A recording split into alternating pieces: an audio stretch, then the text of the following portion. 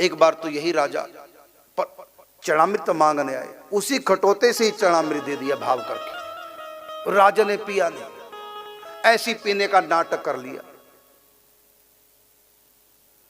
और कोट की जो जेब थी, वो बाजू थी, उसमें चला गया, गीली हो गई। जाके घर में उतारा, धोबी को दिया धोने के लिए, वो दाग नहीं छूटा। तब धोबी ने दांतों से कुचल के दाग छुड़ाने की कोशिश की। थोड़ा सा स्वरस मुख में गया, उनको सब जगह राम ही राम दिखने लगे। कैसा विचित्र चरणामृत किस भाव से दिया होगा, सब जगह राम ही राम दिखाई देने लगे धोबी को। यह है संत की महिमा। एक बार गोरक्षनाथ भिक्षा मांगने के लिए आए रविदास जी के, उसी खटोती से जल दे दिया, नहीं पिया। उसके बाद कमंडल लेके गए कबीरदास जी के पास। कमाली ने कमंडल के जल को पहचान लिया, साधारण नहीं, उस कमंडल के जल को पी गई। एक बार भक्ति का प्रचार करते हुए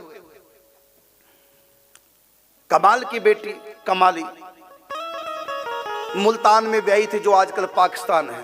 गोरखनाथ गए और अपनी सिद्धाई दिखाने के लिए कहा, जिससे भक्ति का प्रचार हो।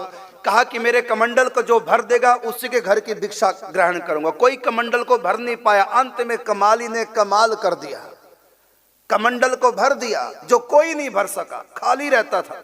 कमाली ने भर दिया। गोरक्षनाथ ने पूछा, ये कमाल कहां से आया? तो कहती है, इसी कमंडल से कमाल आया। संत रविदास जी ने जो आपको चरणामृत दिया, आपके कमंडल में डाला, आपने खटोते का गंगा जल समझकर पिया नहीं, इसको मैंने पिया, क्योंकि आप मेरे पिताजी के यहाँ सत्संग करने आए, मैंने पहचान लिया, जल मैंने पिया, उसी जल का ये चमत्कार है। फिर वापिस आए, मुल्तान से वापिस आए काशी में। फिर रविदास जी से कहा, मुझको भिक्षा दो। रविदास जी ने कहा, जब दिया था तब पिया नहीं, जब दिया था तब पिया नहीं। जिन पिया पिया को जान लिया, भूला जोगी फिरा भटकता, वो पानी मुल्तान गया।